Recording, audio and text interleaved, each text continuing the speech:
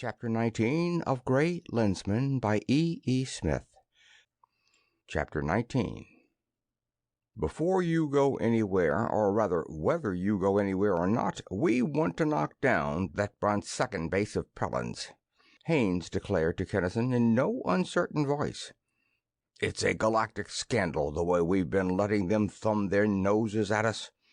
Everybody in space thinks that the patrol has gone soft all of a sudden. When are you going to let us smack them down? Do you know what they've done now? No, what? Gone out of business.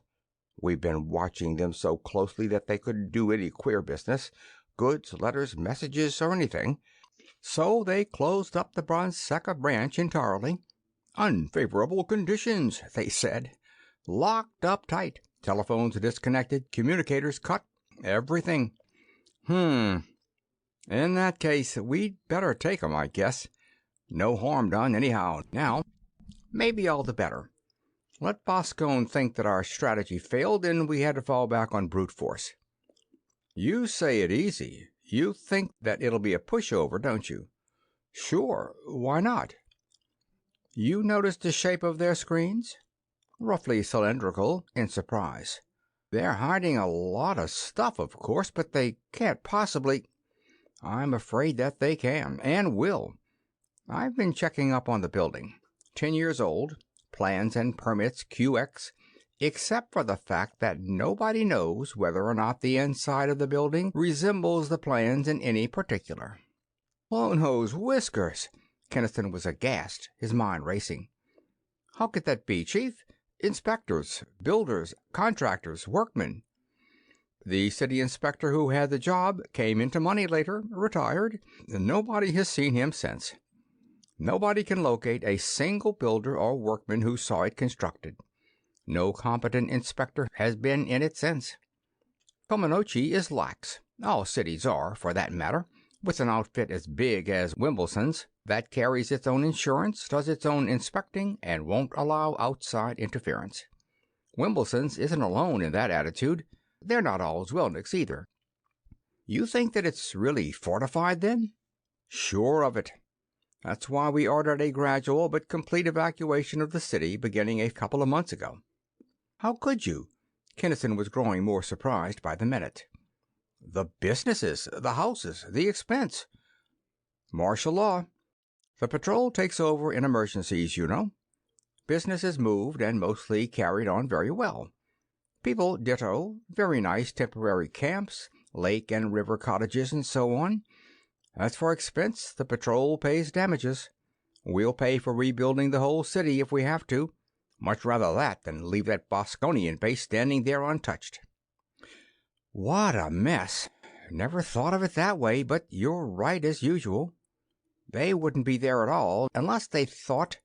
But they must know, Chief, that they can't hold off the stuff that you can bring to bear. Probably betting that we won't destroy our own city to get them. If so, they're wrong. Or possibly they hung on a few days too long. How about the observers? Kinnison asked.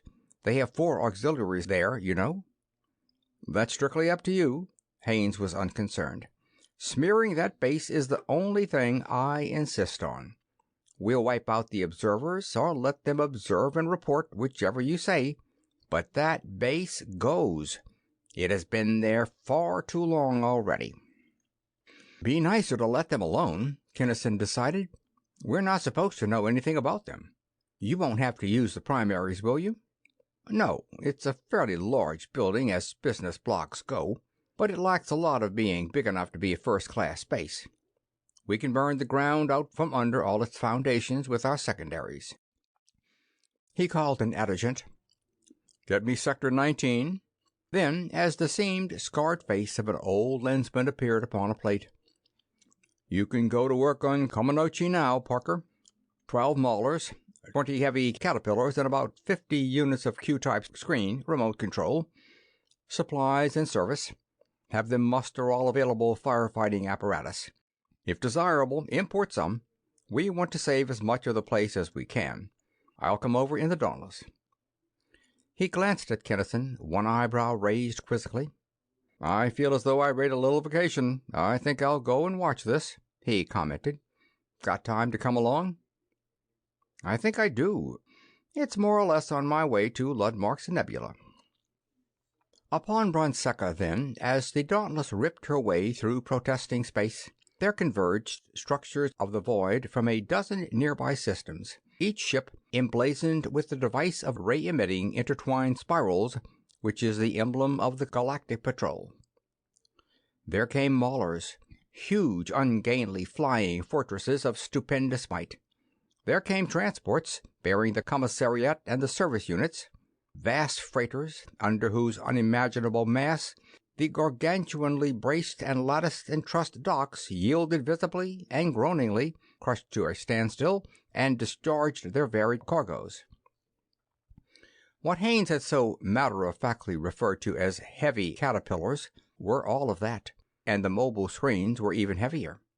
Clanking and rumbling, but with their weight so evenly distributed over huge flat treads that they sank only a foot or so into even ordinary ground, they made their ponderous way along Kaminochi's deserted streets. What thoughts seized within the minds of the Boskonians can only be imagined.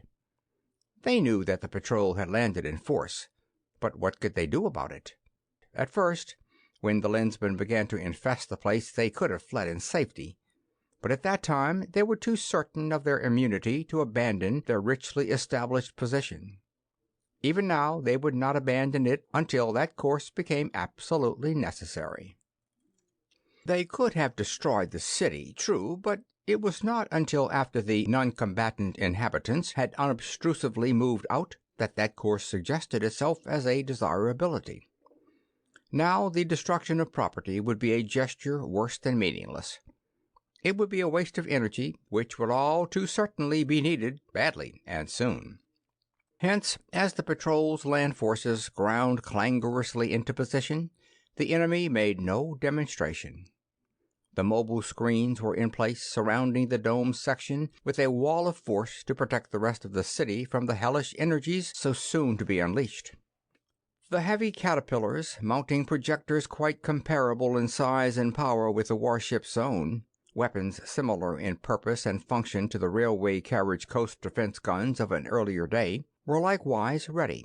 Far back of the line, but still too close, as they were to discover later, heavily armored men crouched at their remote controls behind their shields, barriers both of hard-driven, immaterial fields of force and of solid, grounded, ultra-refrigerated walls of the most refractory materials possible of fabrication. In the sky hung the maulers, poised stolidly upon the towering pillars of flame erupting from their underjets. Kaminochi, Bronseka's capital city, witnessed then what no one there present had ever expected to see: the warfare designed for the illimitable reaches of empty space being waged in the very heart of its business district. For Port Admiral Haines had directed the investment of this minor stronghold almost as though it were a regulation base, and with good reason. He knew that from their coigns of vantage afar 4 separate Boskonian observers were looking on, charged with the responsibility of recording and reporting everything that transpired, and he wanted that report to be complete and conclusive. He wanted Boskone, whoever or wherever he might be, to know that when the Galactic Patrol started a thing, that thing is finished, that the mailed fist of civilization would not spare an enemy base simply because it was so located within one of humanity's cities that its destruction must inevitably result in severe property damage. Indeed, the Chief of Staff had massed there thrice the force necessary, specifically and purposely to drive that message home. At the word of command, there flamed out, almost as one, 1,000 lances of energy intolerable. Masonry, brickwork, steel, glass, and chromium trim disappeared, flaring away in sparkling, hissing vapor, or cascading away in brilliantly mobile streams of fiery, corrosive liquid. Disappeared, revealing the unbearably incandescent surface of the Boskonian defensive screen. Full driven, that barrier held, even against the titanic thrusts of the maulers above and of the heavy defense guns below. Energy rebounded in scintillating torrents, shot off in blinding streamers, released itself in bolts of lightning, hurling themselves frantically to ground. Nor was that superbly disguised citadel designed for defense alone. Knowing now that the last faint hope of continuing in business upon Boskonia was gone, and grimly determined to take full toll of the hated patrol, the defenders in turn loosed their beams. 5 of them shot out simultaneously, and 5 of the panels of mobile screens flamed instantly into eye-tearing violet, then black. These were not the comparatively feeble, antiquated rays which Haines had expected, but were the output of up-to-the-minute first-line space artillery. Defenses down, it took but a blink of time to lick up the caterpillars. On then, the destroying beams tore, each in a direct line for a remote control station. Through tremendous edifices of masonry and steel they drove, the upper floors collapsing into the cylinders of annihilation only to be consumed almost as fast as they could fall. "All screen control stations, back, fast," Haines directed crisply. "Back, dodging. Put your screens on automatic block until you get back beyond effective range. Spy ray men, see if you can locate the enemy observers directing fire." But no matter how far back they went, Boskonian beams still sought them out in grimly persistent attempts to slay. Their shielding fields blazed white. Their refractories wavered up in the high blue as the overdriven refrigerators strove mightily to cope with the terrific load. The operators, stifling, almost roasting in their armor of proof, shook sweat from the eyes they could not reach as they drove themselves and their mechanisms on to even greater efforts, cursing luridly, fulminating the while at carrying on a space war in the hotly reeking, the hellishly reflecting, and heat-retaining environment of a metropolis. And all around the embattled structure, within the patrol's now partially open wall of screen, spread Holocaust Supreme. Holocaust spreading wider and wider during each fractional split second. In an instant, it seemed, nearby buildings burst into flame. The fact that they were fireproof meant nothing whatever. The air inside them, heated in moments to a point far beyond the ignition temperature of organic material, fed furiously upon furniture, rugs, drapes, and whatever else had been left in the place. Even without such adventitious aids, the air itself, expanding tremendously, irresistibly, drove outward before it the glass of windows and the solid brickwork of walls. And as they fell, glass and brick ceased to exist as such. Falling, they fused, coalescing, and again splashing apart as they descended through the inferno of annihilatory vibrations in an appalling rain which might very well have been sprinkled from the hottest middle of the central core of hell itself. And in this fantastically potent, this incredibly corrosive flood, the ground itself, the metal pavement, the sturdily immovable foundations of skyscrapers dissolved as do lumps of sugar in boiling coffee. Dissolved, slumped down, flowed away in blindingly turbulent streams. Superstructures toppled into disintegration, each discrete particle contributing as it fell to the utterly indescribable fervency of the whole. More and more panels of mobile screen went down. They were not designed to stand up under such heavy projectors as Wimbleson's mounted, and the Boskonians blasted them down in order to get at the remote control operators back of them. Swath after swath of flaming ruin was cut through the Boskonia capital as the enemy gunners tried to follow the dodging caterpillar tractors. "Drop down, Maulers," the commander-in-chief ordered. "Low enough so that your screens touch ground. Never mind damage. They'll blast the whole city if we don't stop those beams. Surround him." Down the Maulers came, ringwise, mighty protective envelopes overlapping. Down until the screens bit ground. Now the caterpillar and mobile screen crews were safe. Powerful as Prelin's weapons were, they could not break through those Maulers' screens. Now Holocaust waxed doubly infernal. The wall was tight, the only avenue of escape of all that fiercely radiant energy straight upward. And adding to the furor were the flaring underjets, themselves destructive agents by no means to be despised. Inside the screens, then, raged pure frenzy. At the line raved the Maulers' prodigious lifting blasts. Out and away down every avenue of escape swept torrents of superheated air, at whose touch anything and everything combustible burst into flame. But there could be no firefighting yet. Outlying fires along the lines of destruction previously cut, yes, but personal armor has never been designed to enable life to exist in such an environment as that near those screens then was. "Burn out the ground under them," came the order. "Tip them over. Slag them down." Sharply downward angled 20 of the beams which had been expending their energies upon Boscone's radiant defenses. Downward into the lake of lava which had once been pavement. That lake had already been seething and bubbling, emitting momentary bursts of lambent flame. Now it leaped into a frenzy of its own, a transcendent fury of volatilization. High explosive shells by the hundreds dropped also into the incandescent mess, hurling the fiery stuff afar, deepening and broadening the sulphurous moat. "Deep enough," Haines spoke into his microphone. "Tractors and pressers, as assigned, tip him over." The intensity of the bombardment did not slacken. But from the Maulers to the north there reached out pressers, from those upon the south came tractors, each beam of terrific power, each backed by all the mass and all the driving force of a veritable flying fortress.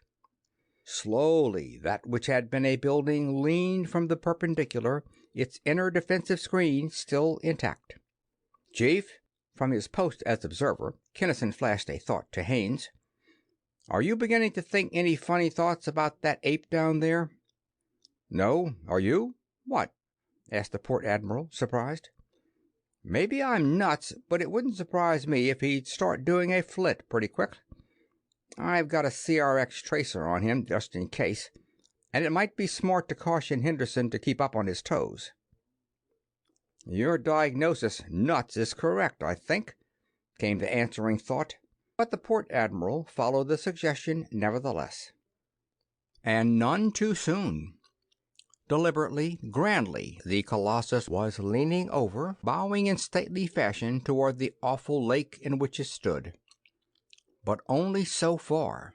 Then there was a flash, visible even in the inferno of energies already there at war, and the already coruscant lava was hurled to all points of the compass as the full-blast drive of a super-dreadnought was cut loose beneath its surface. To the eye the thing simply and instantly disappeared, but not to the ultravision of the observer's plates, and especially not to the CRX tracers attached by Kinnison and by Henderson. They held, and the chief pilot, already warned, was on the trail as fast as he could punch his keys. Through atmosphere, through stratosphere, into interplanetary space flew pursued and pursuer at ever-increasing speed. The Dauntless overtook her proposed victim fairly easily.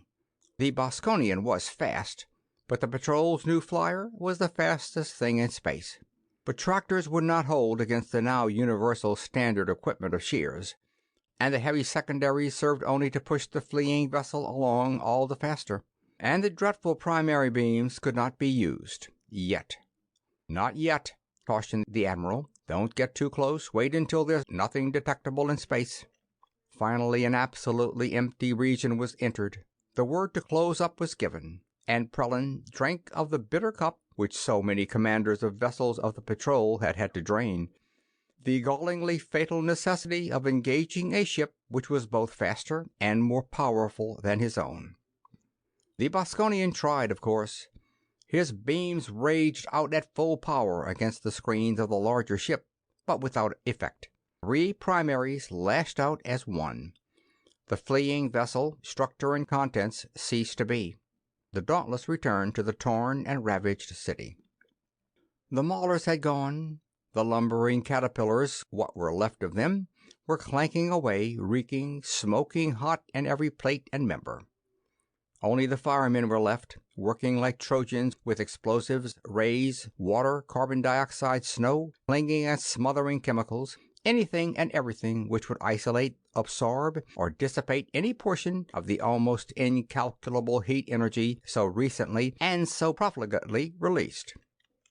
Fire apparatus from 4 planets was at work. There were pumpers, ladder trucks, hose and chemical trucks. There were men in heavily insulated armor. Vehicles and men alike were screened against the specific wavelengths of heat, and under the direction of a fire marshal in his red speedster high in the air, they fought methodically and efficiently the conflagration which was the aftermath of battle. They fought, and they were winning. And then it rained, as though the heavens themselves had been outraged by what had been done. They opened, and rain sluiced down in level sheets. It struck, hissingly, the nearby structures, but it did not touch the central area at all. Instead, it turned to steam in midair, and, rising and being blown aside by the tempestuous wind, it concealed the redly glaring raw wound beneath a blanket of crimson fog. "Well, that is that," the port admiral said slowly. His face was grim and stern. "A good job of cleanup. Expensive, but worth the price. So be it to every pirate base and every Zwilnik hideout in the galaxy. Henderson, land us at Comanche Spaceport." And from 4 other cities of the planet, 4 Boskonian observers, each unknown to all the others, took off in 4 spaceships for 4 different destinations. Each had reported fully and accurately to Jalti everything that had transpired until the 2 flyers had faded into the distance. Then, highly elated, and probably, if the truth could be known, no little surprised as well at the fact that he was alive, each had left Bronseka at maximum blast. The Galactic Director had done all that he could, which was little enough. At the patrol's first warlike move, he had ordered a squadron of Boscone's ablest fighting craft to Prelin's aid. It was almost certainly a useless gesture, he knew as he did it. Gone were the days when pirate bases dotted the Tellurian galaxy. Only by a miracle could those ships reach the Bronsekans' line of flight in time to be of service. Nor could they. The howl of interfering vibrations which was smothering Prelin's communicator beam snapped off into silence while the would-be rescuers were many hours away. For minutes then, Jalti sat immersed in thought at his great desk in the center, his normally bluish face turning a sickly green, before he called the planet Jarnavon to report to Eichmill, his chief. "There is, however, a bright side to the affair," he concluded. "Prelin's records were destroyed with him.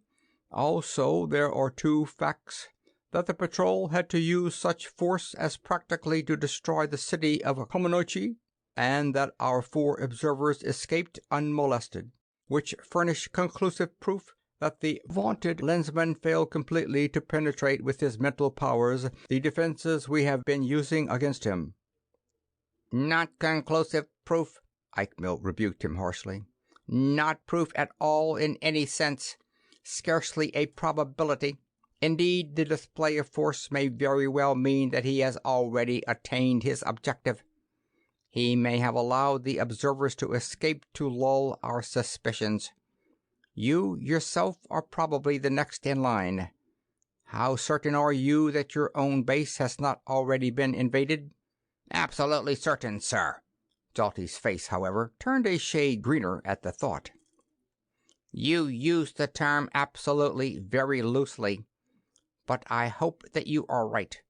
Use all the men and all the equipment we have sent you to make sure that it remains impenetrable." End of chapter 19.